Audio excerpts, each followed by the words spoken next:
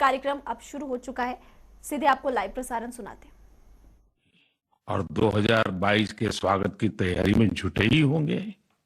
नए साल पर हर व्यक्ति, हर संस्था आने वाले साल में कुछ और बेहतर करने, बेहतर बनने के संकल्प लेते हैं। पिछले 7 सालों से हमारी ये मन की बात भी व्यक्ति की, समाज की, देश की अच्छाइयों को उजागर कर और अच्छा करने और अच्छा बनने की प्रेरणा देती आई है। इन 7 वर्षों में मन की बात करते हुए मैं सरकार की उपलब्धियों पर भी चर्चा कर सकता था। आपको भी अच्छा लगता, आपने भी सराहा होता। लेकिन ये मेरा दशकों का अनुभव है कि मीडिया की चमक दमक से दूर, अखबारों की सुर्खियों से दूर कोटि कोटि लोग हैं जो बहुत कुछ अच्छा कर रहे हैं। वो देश के आने वाले कल के लिए अपना आज खपा रहे हैं। वो देश की आने वाली पीढ़ियों के लिए अपने प्रयासों पर आज जी जान से जुटे रहते हैं। ऐसे लोगों की बात बहुत सुकून देती है, गहरी प्रेरणा देती है। मेरे लिए मन की बात हमेशा से ऐसे ही लोगों के प्रयासों से भरा हुआ, खिला हुआ, सजा हुआ एक सुंदर उपवन रहा है। और मन की बात में तो हर महीने मेरी मशक्कत ही इस बात पर होती है, इस उपवन की कौन सी पंखुड़ी आपके बीच लेकर के आऊं। मुझे खुशी है कि हमारी बहुरत्ना वसुंधरा के पुण्य कार्यों का अविरल प्रवाह निरंतर बहता रहता है। और आज जब देश अमृत महोत्सव मना रहा है, तो ये जो जनशक्ति है, जन जन की शक्ति है, उसका उल्लेख, उसके प्रयास, उसका परिश्रम भारत के और मानवता के उज्जवल भविष्य के लिए एक तरह से गारंटी देता है। साथियों, ये जनशक्ति की ही ताकत है, सबका प्रयास है कि भारत 100 साल में आई सबसे बड़ी महामारी से लड़ सका। हम हर मुश्किल समय में एक दूसरे के साथ एक परिवार की तरह खड़े रहे। अपने मोहल्ले या शहर में किसी की मदद करना हो, जिससे जो बना उससे ज्यादा करने की कोशिश की। आज विश्व में वैक्सीनेशन के जो आंकड़े हैं, उनकी तुलना भारत से करें तो लगता है कि देश ने कितना अभूतपूर्व काम किया है, कितना बड़ा लक्ष्य हासिल किया है। वैक्सीन की 140 करोड़ डोज के पड़ाव को पार करना प्रत्येक भारतवासी की अपनी उपलब्धि है। ये प्रत्येक भारतीय का व्यवस्था पर भरोसा दिखाता है, विज्ञान पर भरोसा दिखाता है, वैज्ञानिकों पर भरोसा दिखाता है और समाज के प्रति अपने दायित्वों को निभा रहे हम भारतीयों की इच्छा शक्ति का प्रमाण भी है। लेकिन साथियों, हमें ये भी ध्यान रखना है कि कोरोना का एक नया वेरिएंट दस्तक दे चुका है। पिछले 2 वर्षों का हमारा अनुभव है कि इस वैश्विक महामारी को परास्त करने के लिए एक नागरिक के तौर पर हमारा खुद का प्रयास बहुत महत्वपूर्ण है। ये जो नया ओमिक्रॉन वेरिएंट आया है, उसका अध्ययन हमारे वैज्ञानिक लगातार कर रहे हैं। हर रोज नया डेटा उन्हें मिल रहा है, उनके सुझावों पर काम हो रहा है। ऐसे में स्वयं की सजगता, स्वयं का अनुशासन कोरोना के इस वेरिएंट के खिलाफ देश की बहुत बड़ी शक्ति है। हमारी सामूहिक शक्ति ही कोरोना को परास्त करेगी। इसी दायित्व बोध के साथ हमें 2022 में प्रवेश करना है। मेरे प्यारे देशवासियों, महाभारत के युद्ध के समय भगवान श्री कृष्ण ने अर्जुन को कहा था, नभः स्पृशम दीप्तम, यानी गर्व के साथ आकाश को छूना। ये भारतीय वायुसेना का आदर्श वाक्य भी है। माँ भारती की सेवा में लगे अनेक जीवन आकाश की इन बुलंदियों को रोज गर्व से छूते हैं, हमें बहुत कुछ सिखाते हैं। ऐसा ही एक जीवन रहा ग्रुप कैप्टन वरुण सिंह का। वरुण सिंह उस हेलीकॉप्टर को उड़ा रहे थे जो इस महीने तमिलनाडु में हादसे का शिकार हो गया। उस हादसे में हमने देश के पहले सीडीएस जनरल बिपिन रावत और उनकी पत्नी समेत कई वीरों को खो दिया। वरुण सिंह भी मौत से कई दिन तक जाबाजी से लड़े, लेकिन फिर वो भी हमें छोड़कर चले गए। वरुण जब अस्पताल में थे, उस समय मैंने सोशल मीडिया पर कुछ ऐसा देखा जो मेरे हृदय को छू गया। इस साल अगस्त में ही उन्हें शौर्य चक्र दिया गया था। इस सम्मान के बाद उन्होंने अपने स्कूल के प्रिंसिपल को एक चिट्ठी लिखी थी। इस चिट्ठी को पढ़कर मेरे मन में पहला विचार यही आया कि सफलता के शीर्ष पर पहुंचकर भी वे जड़ों को सींचना नहीं भूले। दूसरा कि जब उनके पास सेलिब्रेट करने का समय था तो उन्होंने आने वाली पीढ़ियों की चिंता की। वो चाहते थे कि जिस स्कूल में वो पढ़े वहां के विद्यार्थियों की जिंदगी भी एक सेलिब्रेशन बने। अपने पत्र में वरुण सिंह जी ने अपने पराक्रम का बखान नहीं किया, बल्कि अपनी असफलताओं की बात की। कैसे उन्होंने अपनी कमियों को काबिलियत में बदला, इसकी बात की। इस पत्र में एक जगह उन्होंने लिखा है, it is okay to be mediocre, not everyone will excel at school and not everyone will be able to score in the 90s. If you do, it is an amazing achievement and must be applauded. However, if you don't think that you are meant to be mediocre. You may be mediocre in school, but it is by no means a measure of things to come in life. Find your calling. It could be art, music, graphic design, literature, etc. Whatever you work towards, be dedicated, do your best. Never go to bed thinking, I could have put in more efforts. साथियों, औसत से असाधारण बनने का उन्होंने जो मंत्र दिया है, वो भी उतना ही महत्वपूर्ण है। इसी पत्र में वरुण सिंह ने लिखा है, never lose hope, never think that you cannot be good at what you want to be. It will not. It will take sacrifice of time and comfort. I was mediocre and today I have reached difficult milestone in my career. Do not think that 12th marks decide what you are capable of achieving in life. Believe in yourself and work towards it. Varun ने लिखा था कि अगर वो एक भी student को प्रेरणा दे सके तो ये भी बहुत होगा। लेकिन आज मैं कहना चाहूंगा, उन्होंने पूरे देश को प्रेरित किया है। उनका लेटर भले ही केवल स्टूडेंट से बात करता हो, लेकिन उन्होंने हमारे पूरे समाज को संदेश दिया है। साथियों, हर साल मैं ऐसे ही विषयों पर विद्यार्थियों के साथ परीक्षा पर चर्चा करता हूं। इस साल भी एग्जाम से पहले मैं स्टूडेंट्स के साथ चर्चा करने की प्लानिंग कर रहा हूं। इस कार्यक्रम के लिए 2 दिन बाद 28 दिसंबर से mygov.in पर रजिस्ट्रेशन भी शुरू होने जा रहा है। ये रजिस्ट्रेशन 28 दिसंबर से 20 जनवरी तक चलेगा। इसके लिए क्लास 9 से 12 तक के स्टूडेंट्स, टीचर्स और पेरेंट्स के लिए कंपटीशन भी आयोजित होगा। मैं चाहूंगा कि आप सब इसमें जरूर हिस्सा लें। आपसे मुलाकात करने का मौका मिलेगा। हम सब मिलकर परीक्षा, करियर, सफलता और विद्यार्थी जीवन से जुड़े अनेक मंथन करेंगे।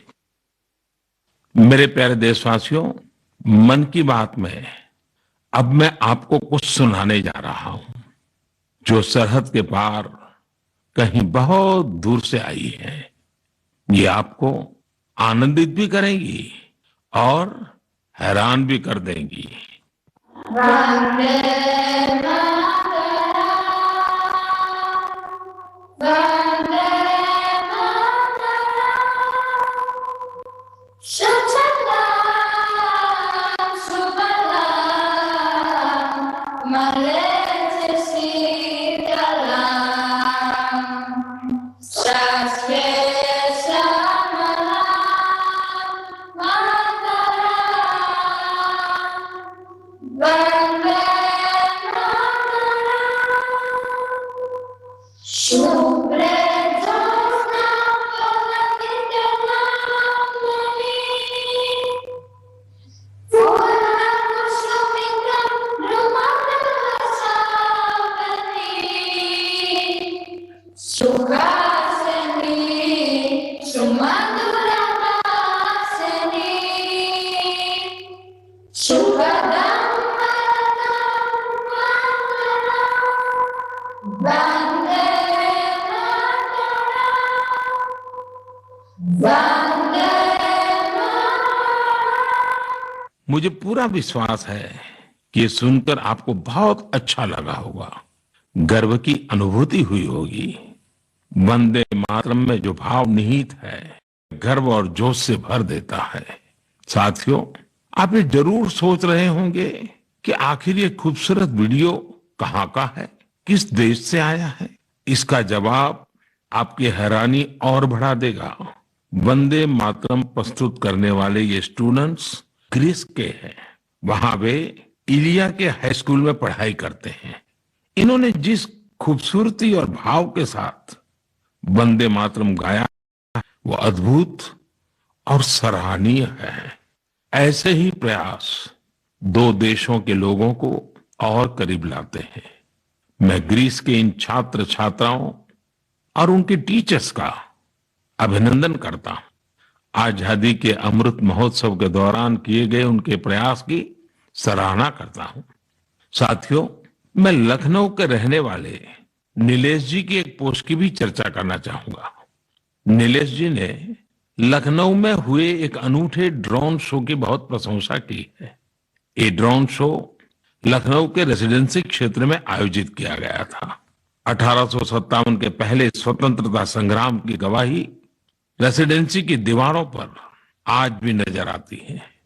रेसिडेंसी में हुए ड्रोन शो में भारतीय स्वतंत्रता संग्राम के अलग अलग पहलुओं को जीवंत हो, काकोरी ट्रेन की घटना हो या फिर नेताजी सुभाष बाबू का अदम्य साहस और पराक्रम, इस ड्रोन शो ने सबका दिल जीत लिया।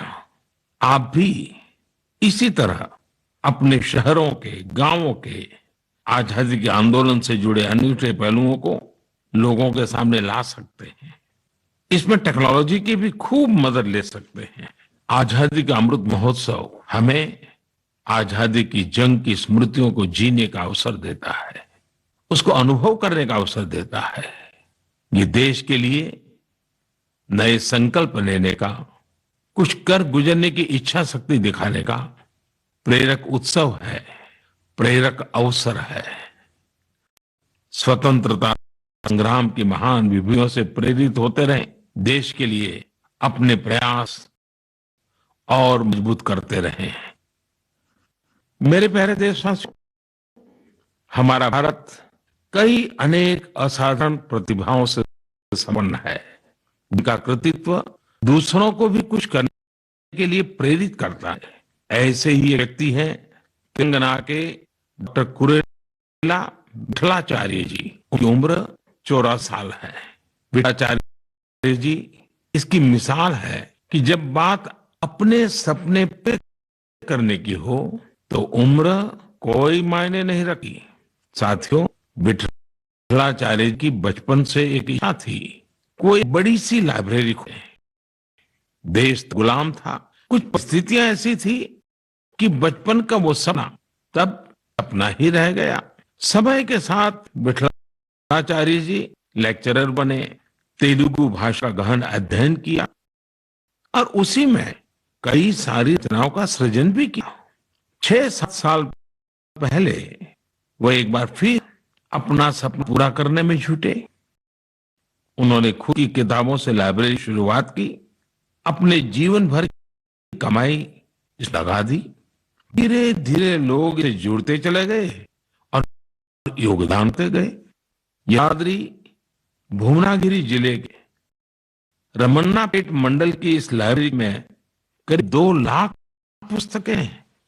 विठलाचार्य जी कहते हैं कि पढ़ाई को लेकर उन्हें जिन मुश्किलों का सामना करना था, वो किसी और को न करना पड़े। उन्हें आज ये देखकर बहुत अच्छा लगता है कि बड़ी संख्या में स्टूडेंट्स को इसका लाभ मिल रहा है। उनके प्रयासों से प्रेरित होकर कई दूसरे गांव लोग भी लाइब्रेरी बनाने में जुटे हैं। साथियों, किताबें सिर्फ ज्ञान ही नहीं देती, बल्कि व्यक्तित्व भी संवारती हैं, जीवन को भी गढ़ती हैं। किताबें पढ़ने का शौक एक अद्भुत संतोष देता है। आजकल मैं देखता हूं कि लोग ये बहुत गर्व से बताते हैं कि इस साल मैंने इतनी किताबें पढ़ी। अब आज मुझे ये किताबें और पढ़नी है। ये एक अच्छा ट्रेंड है जिसे और बढ़ाना चाहिए।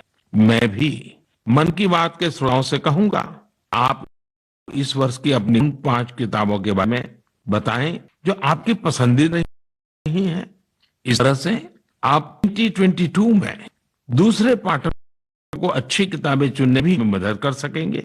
ऐसे समय में जब हमारा स्क्रीन टाइम बढ़ रहा है, बुक रीडिंग अधिक से अधिक पॉपुलर बने, इसके लिए भी हमें मिलकर प्रयास करना होगा। मेरे प्यारे देशवासियों, हाल ही में मेरा ध्यान एक दिलचस्प प्रयास की ओर गया है।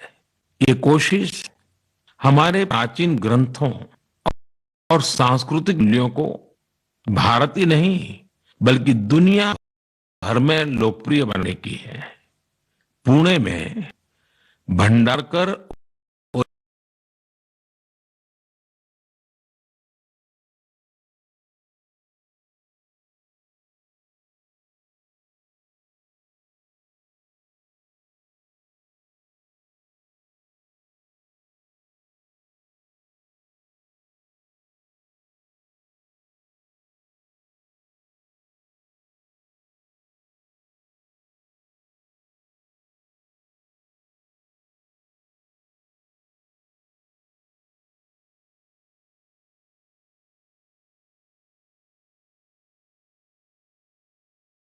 को पता चले कि परंपरा के विभिन्न इस प्रकार मॉडर्न तरीके से प्रस्तुत किया है।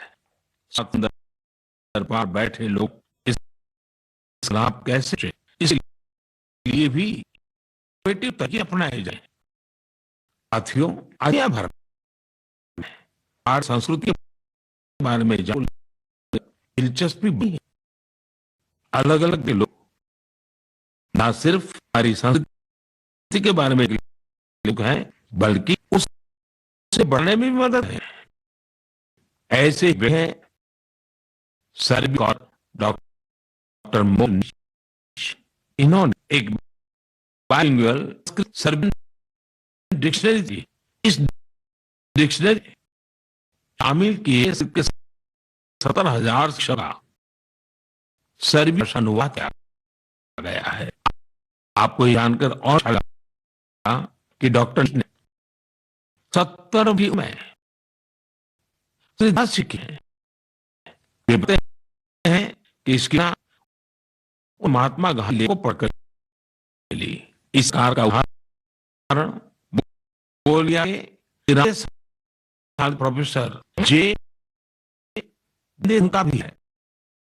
पिछले 4 दशकों में उन्हें भारत के करीब 40 प्राचीन हो का भी हो रचनाओं का मंगोलिया भाषा अनुवाद क्या है। अपने देश में भी तरह के जज्बे के साथ बहुत लोग काम कर रहे हैं।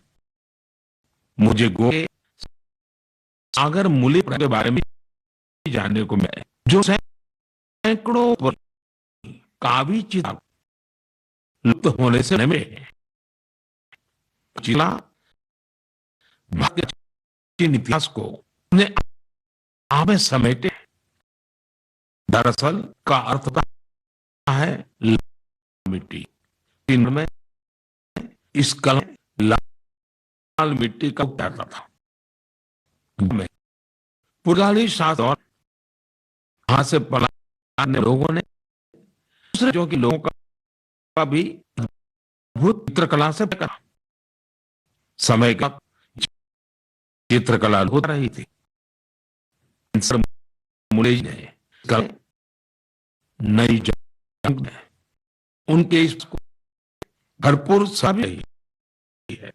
चारों एक छोटी एक छोटी दमी हमारी गांव के रण में बहुत बड़ा योगदान दे सके। अगर हमारे दिलों ले तो हमारी प्रांत को सजाने, संवार और बचाने का जज्बा जन आंदोलन का रूप ले सकता है। मैंने यहाँ प्रयास के बारे में बात है। देश भर में इस तरह के अनेक प्रयास हो रहे हैं। आप जानकारी न के मुझ तक जरूर देशवासियों और के लोगों ने आज से एक अभियान रखा है और उसे नाम दिया है अरुणाचल प्रदेश एक गन सरेंडर अभियान। इस अभियान में लोग स्वेच्छा से सरेंडर कर रहे हैं। जानते हैं क्यों? कि अरुणाचल पक्षियों को से रुक सके। साथियों, अरुणाचल प्रदेश पक्षियों की से भी अधिक प्रजाति है।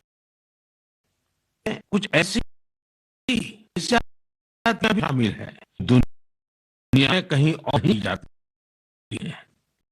धीरे धीरे अब लोग पक्षियों के संख्या करने लगी है। सुनने के लिए ये गन सरेंडर अभियान पिछले में मैदानी इलाकों एक कम्युनिटी से दूसरी कम्युनिटी तक तरफ लोग इस खुले से आया। लोग अपने जीवन तक 100 ज्यादा एयरगन सर कर चुके हैं। अरुणाचल के लोगों के लिए प्रशंसा करता हूं, का अभिनंदन करता हूं।